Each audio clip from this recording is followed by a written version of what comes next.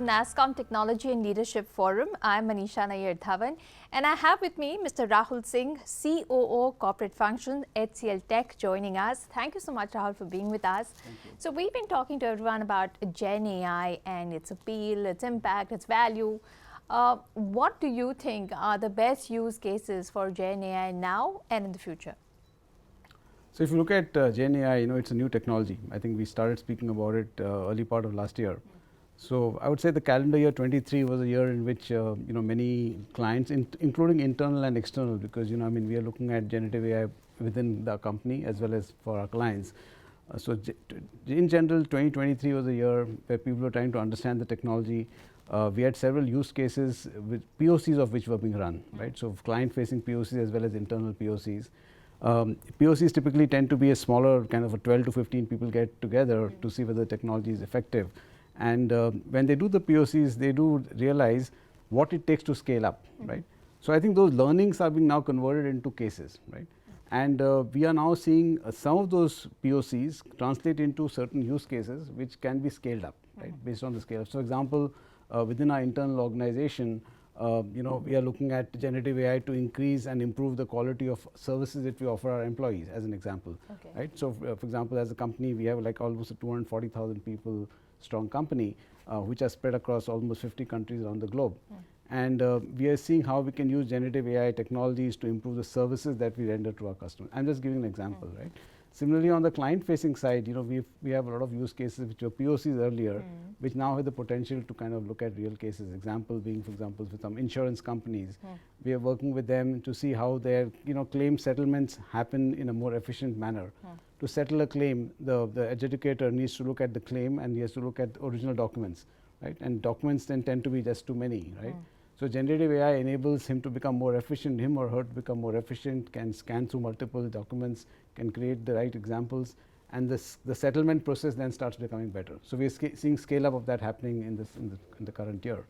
And yet there are other cases, for example, in some of our customer engagements, we are seeing that the triaging of incidents to be able to pull forward and you kind of take up higher priority incidents in terms of resolution are use cases which we think will go to production in 2024.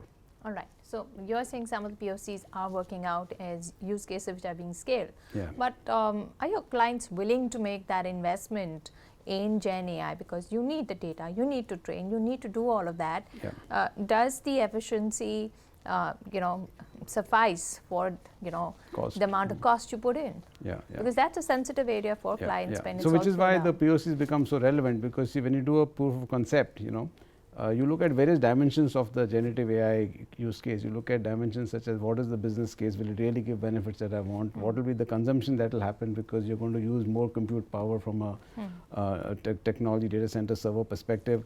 What's the quality of data which you have in the organization? Is it good enough to run generative AI models? So the use cases throw up these kind of challenges, right? One of the important things that we try to also put in the use case itself is that, look, what is the business case that can be created, right? Will the customer really benefit from that business case? And which is why the selection process, so if you look at a funnel, right, the POCs are like many more, and then it narrows down and then it becomes a use case, right? So by the time it becomes a potential use case, these considerations are already taken into account. What will be the financial implication? What will be the benefits that will be there? How much will it cost to run the generative AI models? The good part about generative AI I've seen, unlike some of the earlier technologies, is that a lot of off-the-shelf scalability options are available. So for example, you don't need to create a huge data center to run your use case or to even run the scale up, because you can just purchase it from the cloud, as an example. So you can experiment out with less amount of capital investment. It's largely a run investment that you have to make, and then the benefits of that start coming in.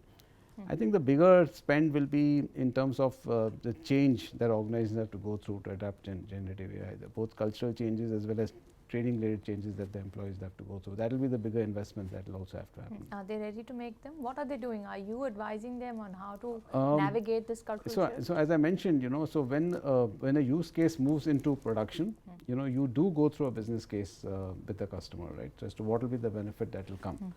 And that's where that's the benefit.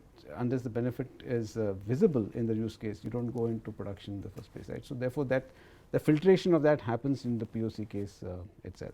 Okay, and what are the skills required in the workforce, be they your company or for your clients, if they have to be ready for the Gen AI workforce and working place? So, there are multiple levels of skills that you have to kind of consider. See, first of all, you must remember here that Gen AI is a very democratized form of technology dispersion across companies, right? So, multiple people get impacted by generative AI, and therefore the skilling that has to happen also has to reflect that, right? So, at the very core level, for example, if you look at it, there have to be technologists who understand the technology so they can bring it into implementation. And for a company like ours, which is in the business of creating services for our customers, we will typically have a larger mass of people who are trained on using generative AI tools, kits, etc., to make the implementation happen. Now, if you look at it from a user perspective, the user has to also train his or her employees to be able to adapt to the new technologies, right? So, for example, prompt engineering, right? So, they need to be able to prompt and therefore get the response from the system. This is for the client. From the client, not right? the end user. But the client. Well, our client is in fact end user, right? For you, so okay. yeah, for us, right? So, for example, if our customer is running a large services center, customer service center, then the customer service agents will have to be trained to use the prompts engineering, etc., appropriately, so that they can prompt and get the right response. So, they will have to train at a different level in terms of usage, while a technologist will have to train at a higher level to be able to use the technology to make the implementation happen. All right. What AI trend or technology do you foresee being as the most transformative 2024 and beyond? So, I mean, it is difficult to pinpoint and say what technologies will be the most, but I mean, a lot of people are saying that generative AI will move from POCs to to use cases, and seeing the scale up of that happen. And there is a forecast. I was just recently seeing the reports of some of these consultants that certain industries will be the first early adapters. Like for example, the healthcare industry will be an early adapter of this technology. Technology industry itself will be an early adapter of this technology, as an example. So, I see these trends, the technology is there, but it is these industries which will see a faster adoption of the use cases. All right. Thank you so much for speaking with us, Mr. Singh. Thank you. Thank you very much. Yeah. Thank you.